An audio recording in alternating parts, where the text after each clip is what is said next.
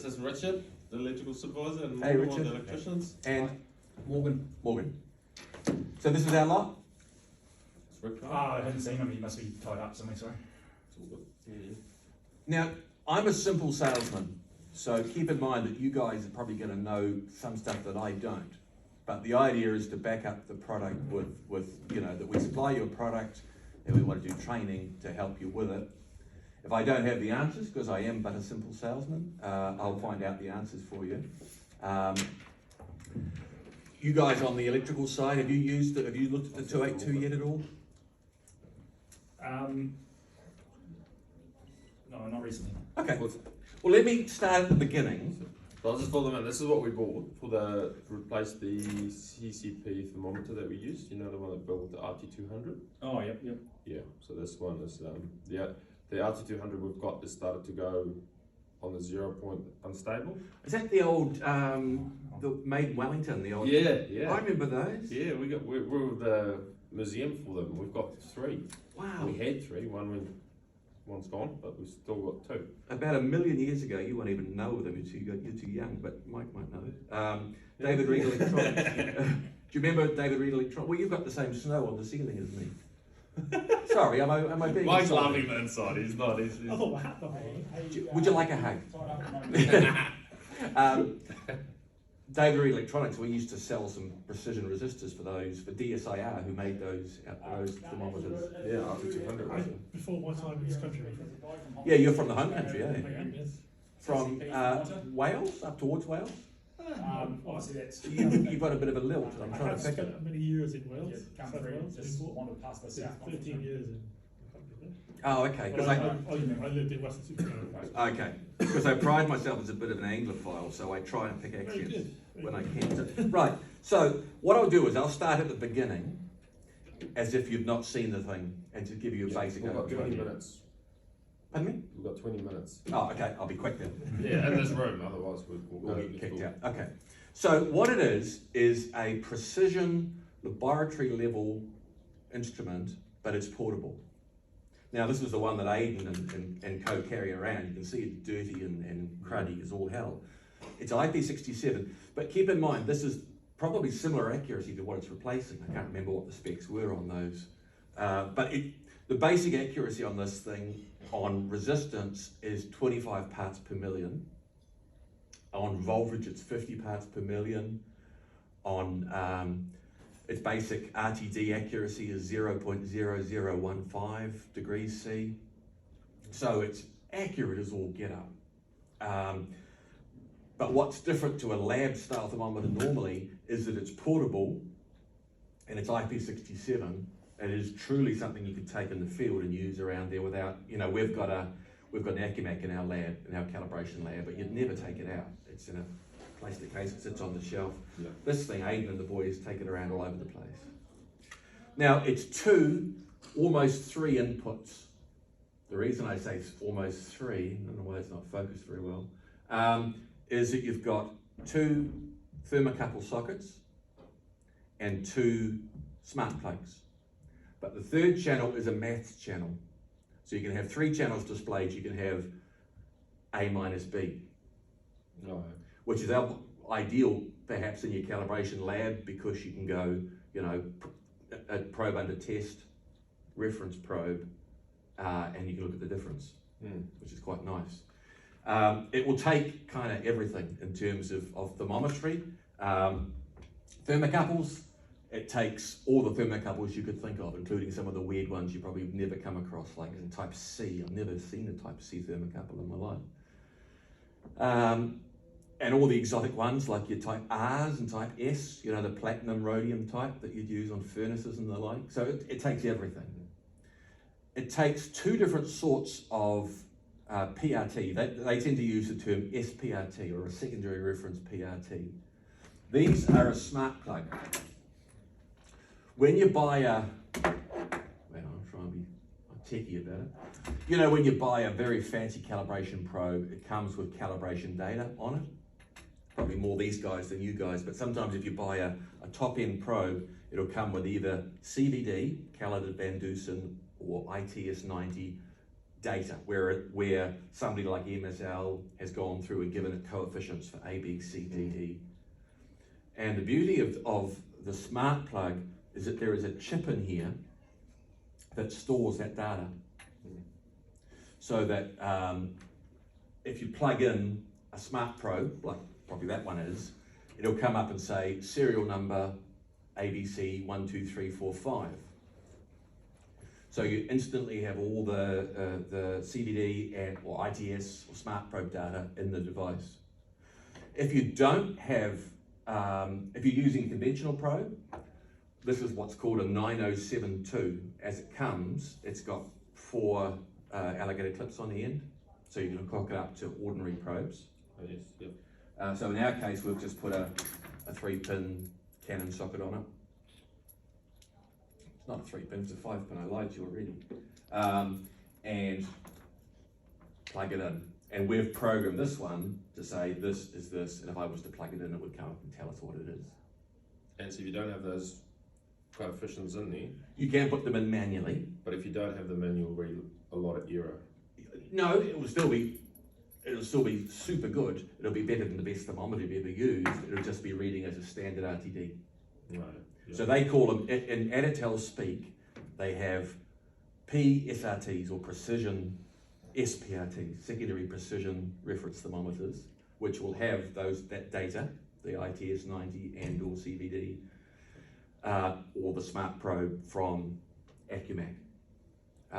Acumac have a tie-in with Additel, by the way, that's why they supply those. But if you use it with just an industrial RTD, fine.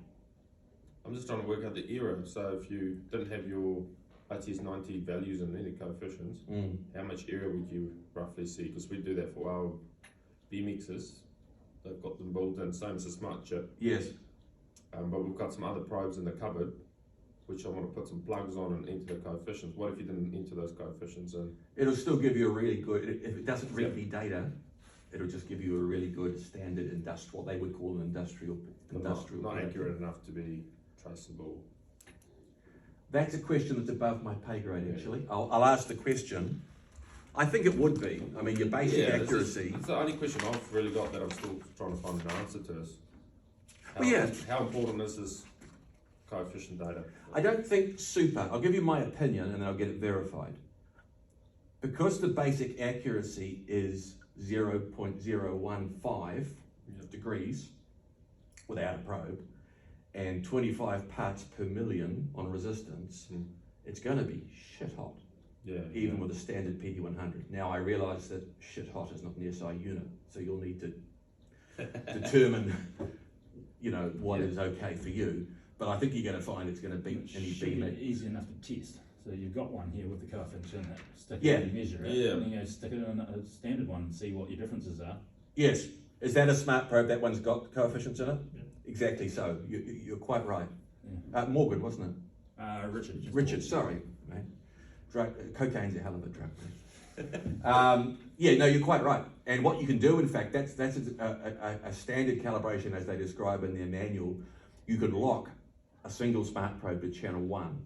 You could say, with a password, so if you've got the junior doing it, you could say, channel 1 is always going to be that smart probe, locked with a password, and then compare it against the other probes under test. But you're exactly right, Richard. You've exactly described how you would do it.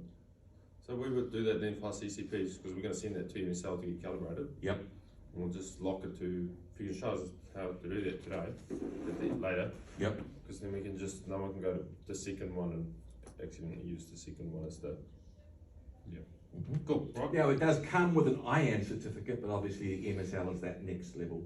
Yeah, we've, our procedures say MSL. Yeah, which is great. I mean, they're the And we had a look at standard those certificates and we couldn't find any correction unless we worked it out backwards from the resistance table. Sure. Well, you can't go wrong with the MSL. Yeah. So if we look at some of the buttons, if we look at the sensor library, for example, on this one, so here's your list of standard. So you've got CVD, ITS Smart or Standard, or even custom RTDs and standard thermocouples. If I went to Smart, that serial number is the serial number of the one that Aidan would use when he comes here, for example. haven't got that one with me. Yeah. But as soon as he plugs that one in, it will see that serial number. Now, if you have what is called a 9072, that with the 4 alligator clips, have you got those? Did you get one of those? They're an extra, they don't come with. But Maybe that lead they've got with the B-Mix one. Remember they gave us as extra leads? If you imagine that plug, it's a Limo out of Germany, and it's got 4 alligator clips on it. You can then clip it onto a 4-wire conventional. Something like that, yeah. And then they have another one, there's like if you want to get that Pro calibrated by MSL, quite apart from the 282, there's a version that has a female version of this to bare wires or to spades. So that you could, if you said, I want 282 calibrated, but I want the custom Pro calibrated too, unless they have a 282, they can't read the smart plug. So the other one, which is called a 9071, is a female of that to 4 spades. No, yeah. Okay. 9071. 9071 and 9072 is the other way. 9072 is the same plug going to 4 alligator clips. Yep.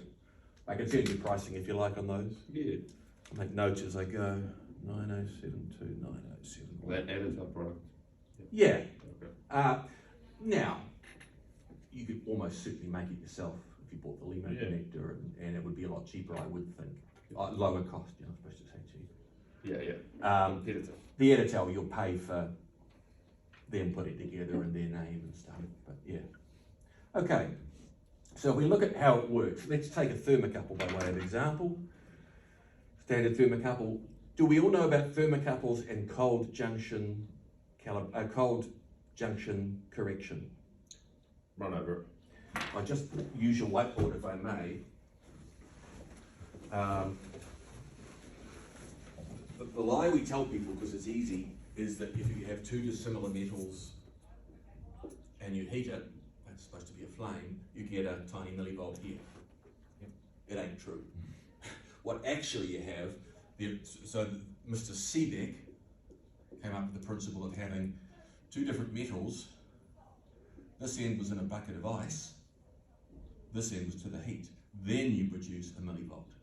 It's the gradient between those two. Now obviously we don't carry a bucket of ice around with us with our thermocouple thermometers. So they electronically simulate a cold junction correction.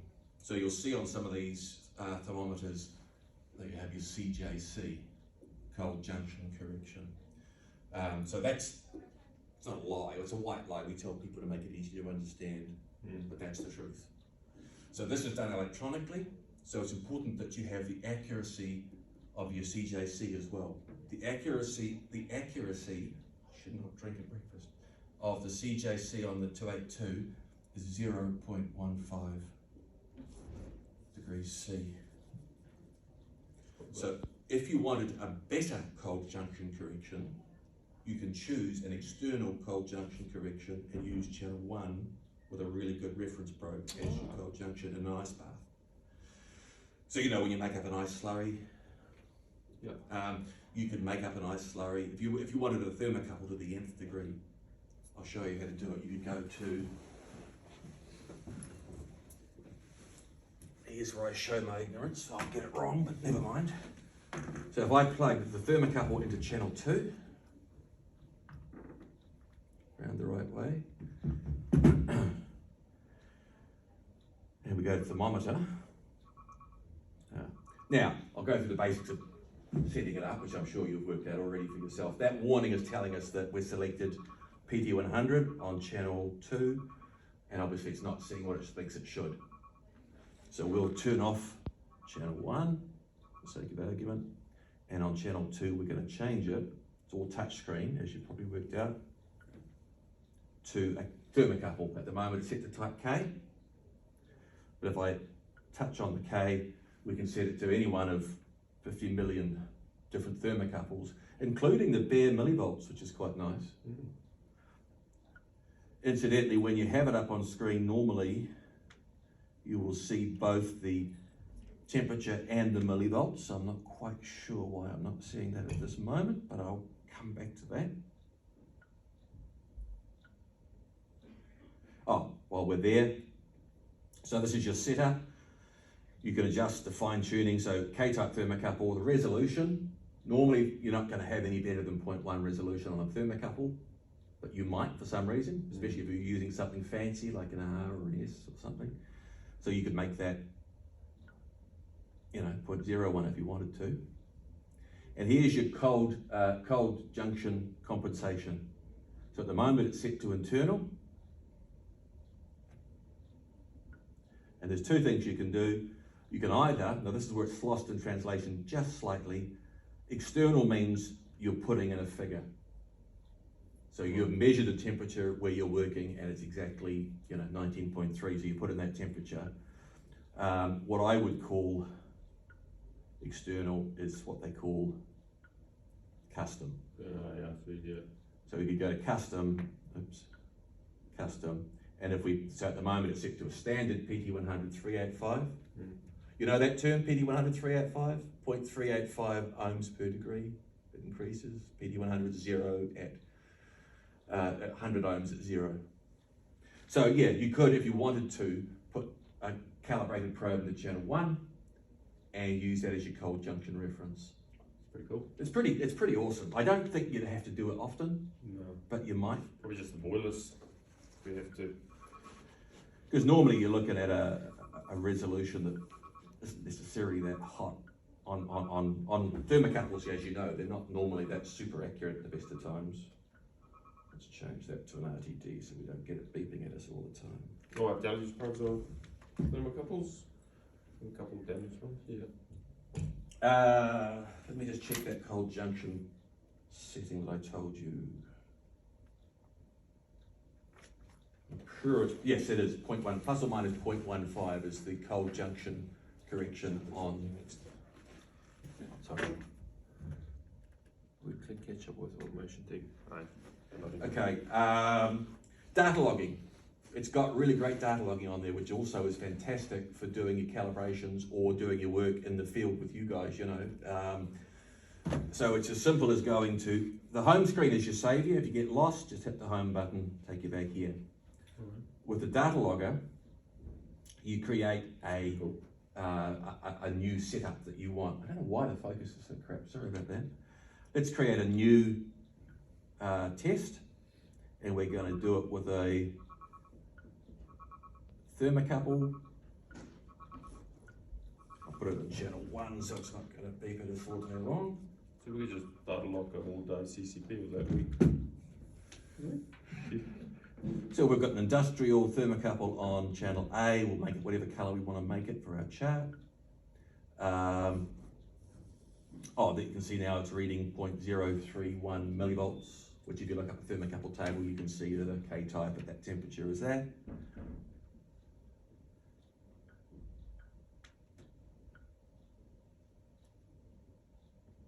Stats, we want to make it go. Tick. Yeah, sorry, just pick it up a moment. All right. Richard's smiling on that side. You like it, Richard? It's fancy. And then you hit the play button to make it to go to the next step, and we can set the logging interval. The shortest is half a second. The longest is kind of whatever you want.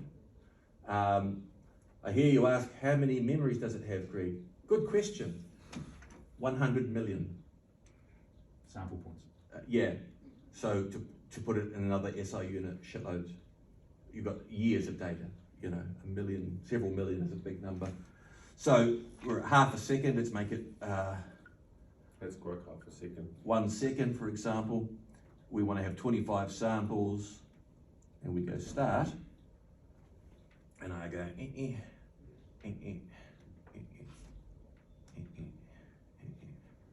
And that's any value, resistance, millivolts that they're thinking. Yeah.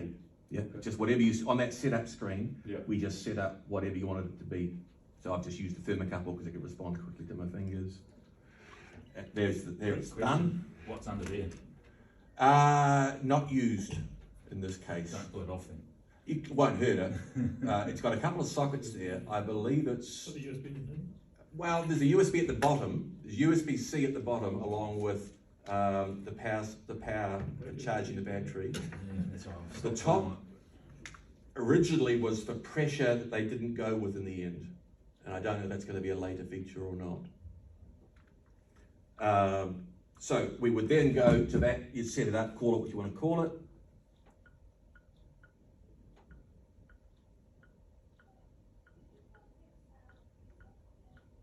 Not mum, I mean Monday. That was a Freudian slip, wasn't it? Operator. Am I spelling that right? Yeah, man. Everyone calls me Andre. I know, I did to Jill at reception. Tick. And there we are, we've saved that there, and we can call it up. And again, you know, talking about that system we had before, where we had, if we had 2 probes in there, we'd have a graph showing 2. Yeah. If you were doing a probe under test, exactly as Richard said, as Richard said, you could have the probe under test on one channel, and channel 1 locked on the other probe, and you'll see the difference on the graph. Pretty cool. How did you bring up that third math channel? I'm glad you asked me that because I can't remember. I was thinking, no, don't ask me that. Yeah, hang on, I will bring it up. Oh, there, temperature differential. So on that, so home screen, temperature differential, I'll plug in this one into the other channel. So you could put your Additel one from your case, the flip one, and you just use it against that reference. So if we go channel 2 minus channel 1, for sake of argument, we better check it's set up correctly. So if we're going to start testing our kit in-house, Mm. obviously we'd test against this essentially, stick it in an ice bath or anything, I guess. So channel 1, we've got a thermocouple type K. Channel 2, we've got an RTD, a standard PTT, a PT100, which for reasons that are slightly beyond me at this, oh there we go, there's a bad connection. So there's your 2 channels. We go back to home and we select differential, enable, and now if we go back, we should, he says, cross fingers, ta-da! Nice. That's pretty cool. It's awesome, eh? It's just a beast of a machine. What else haven't I told you? Oh, Bluetooth. That is probably the lifesaver for us, to be honest. It is the shiz, man. This is Because- just the greatest ever. We sit you have this in the field. Yeah, By the time you go out, look at the probe reading, and then come back. yeah. This is the winning. Bluetooth's only going to be good for 10 metres, isn't it? Yeah. Working segregation. Won't work. No, we'll work in D7. As long as you're close enough. Yeah, it should do. Usable. Yeah. Usable Bluetooth. Probably won't work in lactive furine. That's pretty- Okay, that's playing silly buggers, I'll bring it over and show you. So there are 2 programs. On a PC, you use Additel Land, the same software you use on your Additel 221. Yeah. On, are you iPhone or dark side? Good. I'm a good man. Oh, Added a link. I'm not worthy. Well done. Yeah, precisely that. So Additel link. Had you done that already? You just do it now. I'll do it as soon as we got it. They ask a lot of information. Yeah, They do. Yeah, they do. Too much information. I don't know why. For the Chinese. I hope that the factory, yes. I love the CCP personally, and I think Xiaoping is a great guy. Masters, yes indeed. Additel link. Well, you've already worked it out yourself. Yeah, there's your channel, Tom. So yeah, so that's the link to that one. Obviously, Mike's one's linked to your unit, and you can do pretty much all the same things on here that you can do on there. So, and the same deal on the PC. I haven't got it downloaded, but you can download Additel Land, and that would also Bluetooth to that. Is that 3 software? Is it? Or is Free it- software. Yeah. Thanks. Yeah. Keep the room. Oh, hurrah! So you saw the on screen. Yeah. You can pretty much do everything that you do on there. It's quite smart. What else haven't I told you that I wanted to Logger? tell you? Yeah, Bluetooth is. Let's look at my notes here. Oh, so they came out They were first released in September 2021. There's been a couple of firmware updates since then. Okay.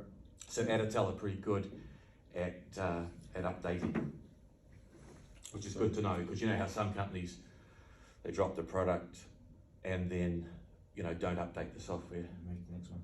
Yeah, I mean, for example, Apple, 10 years of updates. Sorry, I'm being a smart ass now. I just bought a new phone. It's not finding funny. So with I'm only yanking your chain, obviously. Nothing wrong with Android. Those you like, I don't mind. The basic accuracy, as I said, was 0.005.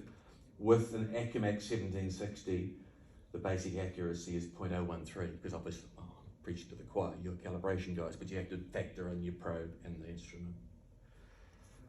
Two channels simulated. Say that again, sorry. When you look at your total accuracy, you've got to look at the accuracy of the instrument, which is 0.005, and the probe. So the accuracy with the probe and the instrument with one particular probe, which I chose at random, is 0.013 of a degree. I think I'll just double check that. Total, is that the answer? That's the total. Expanded uncertainty. No, that's beyond my pay grade. I don't know how to work out uncertainty. That's just Good. I think ours is plus or minus. 0.025. Isn't it? The RT200. I do remember the lab sending me the results from when they went to MSL. Right. Not the certificate, just some results, and they were like, "This is good." Oh, okay. Anyway, I'll look it up and confirm it later. But yeah, you can put in, so MSL will almost certainly send you back CVD or probably ITS 90 coefficients. Yep. And you'll be able to enter those. Battery life, typical 16 hours. That's 16 real hours, not, downhill tailwind hours. Not iPhone hours. Yeah. You can get a spare battery. I don't think it comes with a spare battery, does it? No. Get a spare battery and you can charge one battery while it's out of there. So if you're doing a lot of work, that's 16 hours typically, it's going to be heaps. Would be a bit of a showstopper, wouldn't it? If your bedroom flat you're doing CCPs. Plug it in. You've got to plug it in. You could plug it in, yeah, true. But the beauty of the thing is that, CJC we talked about, Bluetooth we talked about, it doesn't have Wi-Fi. Does it take photos? Half second's the shortest we can do on that sample rate. And as I say, just literally, I got quite a shock because you know how expensive they are. When the guys came back from an on-site calibration the other day, this was in the back of their vehicle, and you can see it's had it gets a hard life. It goes around all over the place. It went out to Westland at Rolleston, it's been all over the place, and they just chuck it in the car. I'm not recommending it, but hey, it is an instrument you can use with confidence in the field, and it's IP67, so you can rain on it, you can... It's got 500 screenshots you can save. Oh, okay, I didn't know that. Just found it. Okay, well done you.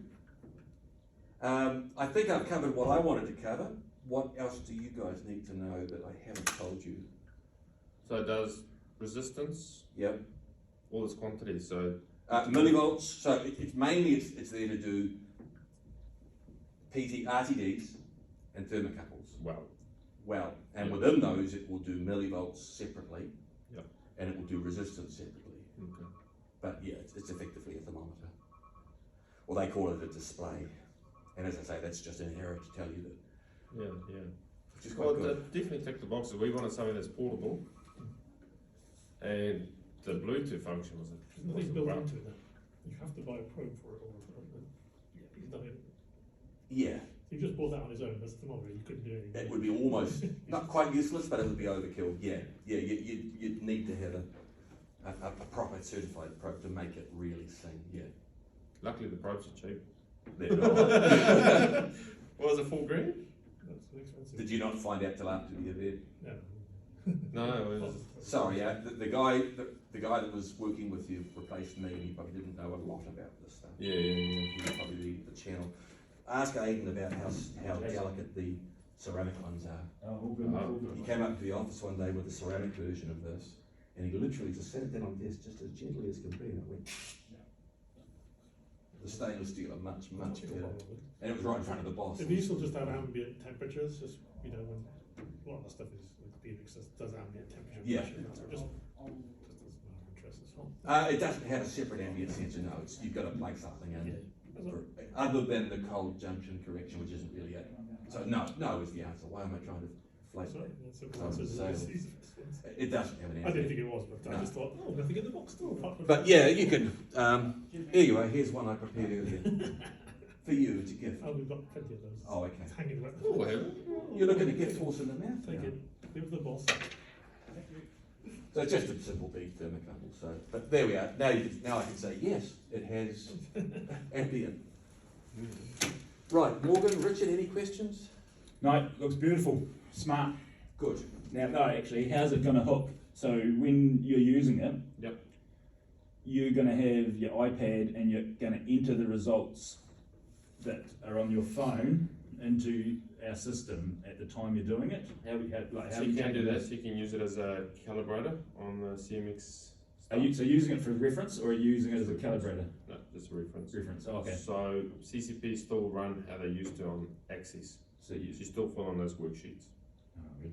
Yeah, we haven't quite gone away from that. We will go away from it at some point, but we just got the side-wide calibrations done on CMX, and then we are entering the data.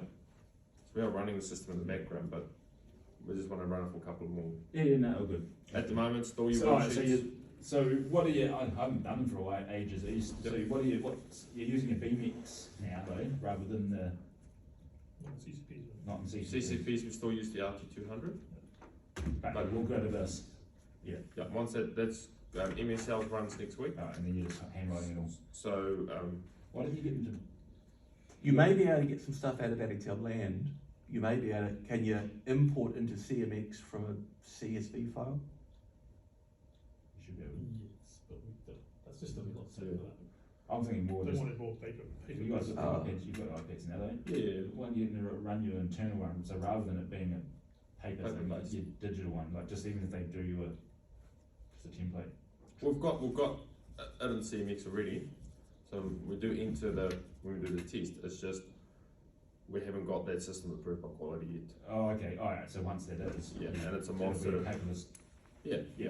Okay. No, sorry. Just ignore me. So you can go on CMX and actually track